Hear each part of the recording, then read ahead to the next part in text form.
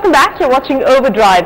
Skoda has had a roller coaster experience in India. It launched way back in 2001, had the early bird advantage, hit the market with some good products that became fairly popular. But then it was the start of the decline, largely on account of poor after-sales service.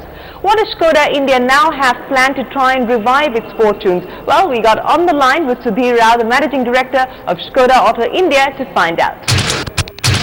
Now on this episode of On The Line, we're going to talk about the Czech car maker Skoda and its Indian subsidiary. I have with me the Chairman and Managing Director, Mr. Sudhir Rao. Sudhir, welcome on the show. Thank you, Jamshed, and nice having you here. And as you can see, we are not really at their manufacturing facility, but we are at a service center. So Sudhir, tell us, why are we at a service center, not the manufacturing facility? The reason is actually very simple, Jamshed. 2015 is really the year where we want to finally turn the corner on customer satisfaction for Skoda India. We know we've had historical issues with customer satisfaction. We've made huge improvement, but this is the year we're really confident we're going to get this behind us. Now, it's been a tough year for the automotive industry, and especially more so for Skoda. Actually, it's been a tough couple of years for Skoda. It's been tough from point of view of the steps we've had to take, but it's also been extremely rewarding, and we're looking forward to building on this.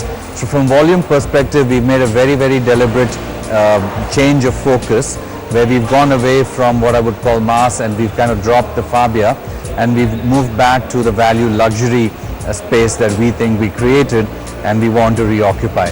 So from that point of view, which is why the volumes have gone down, it looks like we've had a tough year even from our own objectives, but it's not true. We've had a tough year despite a difficult automotive year and environment in general, only internally in terms of taking the measures we needed to do to get better. Which kind of brings me to the crux of the matter now.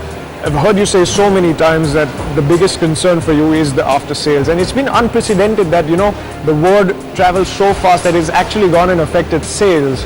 And I think you and your management have inherited this baggage of after sales. I'm not going to go back in history and talk too much and think too much about why we are where we are. We are where we are. We get the feedback from customers, we get it from the media, that our products are brilliant, but our customer satisfaction needs improvement.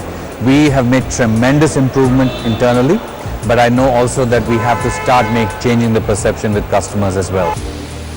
Now, desperate times call for desperate measures, and I've heard you talk so much about your involvement with after sales. So tell us, as a timeline, what has been accomplished by your management and what do you intend to do in the immediate future? So what we've already accomplished so far are going to the fundamentals. So what that means is that we have identified some key performance metrics that we monitor regularly. Just as an example, we monitor all cars and the number of cars that are in our workshops for more than 3 days and more than 28 days. We go into the root causes of why. We have been tracking what we call overall satisfaction of customers with our products, and those numbers have improved by something like 15 to 20% over the last 12 months. We also track something called repeat repair, which is the number of times the car has to come back to our service station for the same repair. That has gone down very, very dramatically by about 60%. It's gone down by 60%. We also measure something called customer retention index, which is a conglomeration of several factors. That has improved by about 30%. So these are some metrics that we look at every month. Now, Sudhir, it's not just servicing. Now, perception isn't in favor of Skoda when it also comes to things like the availability of parts and, of course, the cost of servicing. So what is Skoda doing to change that? Okay, let's take both the things, availability and then cost. On the availability, we've done 2-3 things. One, we started an NCR parts warehouse about a year ago. We're starting one in Bangalore in about 3 months. So with all the obvious benefits that go with it. Second, we've also started doing strategic stockpiling of critical parts at key dealerships, and we've also got the dealers to work together where they can swap parts across from each other so that we at the end of the day serve the customer collectively better. That's on availability. We've also improved, by the way, our stocking levels, our monitoring, our quality control on the level of parts and the inventory that we have in Aurangabad in our primary warehouse. So these are the 3 things we've done on availability. As far as the cost is concerned, we have benchmarked and we have got down to a level of competitiveness, or admittedly on very, very critical certain things, we have chosen to be slightly more expensive than the competition. where we think it's appropriate and needed for whatever reason. The other thing is that we have achieved complete transparency on all our service parts. You can go to our website and you can find out the cost of all the parts, so that there's no overcharging that is going on. Okay, so as part of the final verdict that the customer gives the cashier, have you seen a lot of improvement in not just the number of complaints, but also the quality of complaints? Yes, absolutely. I think because of the inherent cross-checks, maybe because of this, maybe because of several other measures we've taken, our customer complaints have gone down by roughly about 45%. The other good thing that's happening on complaints now is that, I don't get what I call, oh my God, how could we be so stupid kinds of complaints anymore. It's much more qualitatively better kind of complaints, suggestions, so that, if I may call it that, the qualitative level of the complaints has actually gone up also significantly. Well, that was just part of our conversation with Skoda Auto India, Sudhir Rao. Don't go anywhere, because when we return, there's a lot more on what Skoda has lined up for India. Welcome back. You're watching Overdrive, and we're on the line with Sudhir Rao, the Managing Director of Skoda Auto India. It's time now to talk manufacturing, products, and the Volkswagen Group's family strategy.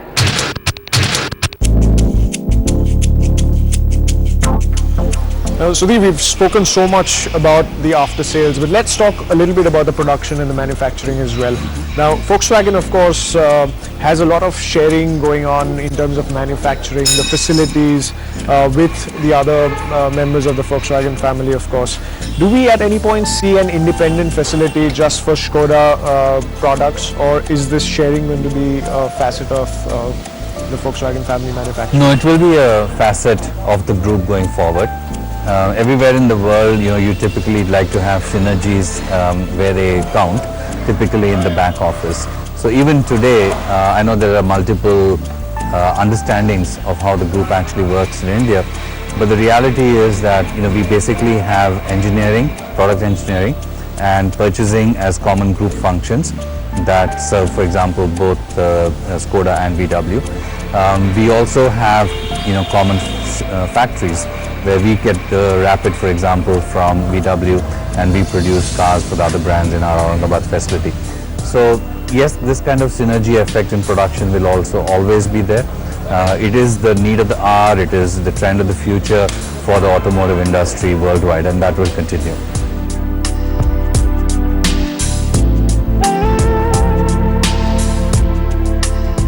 So Sudhir, is that part of the show where I'm going to try and get some information out of you that you otherwise wouldn't be inclined to talk about. So lots of rumors that we've been hearing.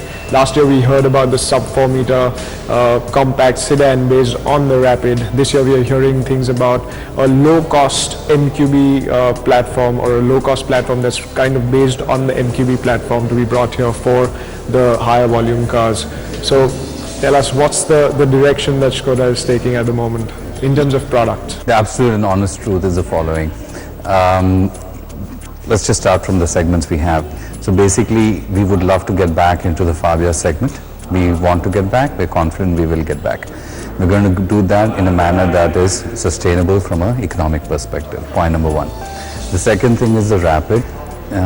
No, we are not going to do a sub 4 meter Rapid. I can give you 100% guarantee about that. Absolutely nothing in the plan, no thought process to do that. And also talking about pricing now, we've had this in the past that Skoda products were always kind of as a position priced lower than Volkswagen products, for example. So now we are seeing a change in that trend. I believe the Octavia is more expensive than the Jetta. So is this price positioning also changing within the family? Our positioning is value luxury. Are we able to provide good value to the customer even at that price? And that is what drives our decisions, not anything else about some, how do I call it, an artificial, positioning and so forth. So to the extent that there are such rumors or thoughts, I really would like to banish that from both the media's and the customers' minds. Okay, I think that's more than I bargained for. So thank you so much for doing this. Well, we do hope Skoda's commitment to improve its after-sales service does translate into reality. Thanks to Sudhir Rao for joining us on The Line. On that note, it's time for us to wrap up all the news from the world of auto, starting with the new facelifted Mercedes B-Class.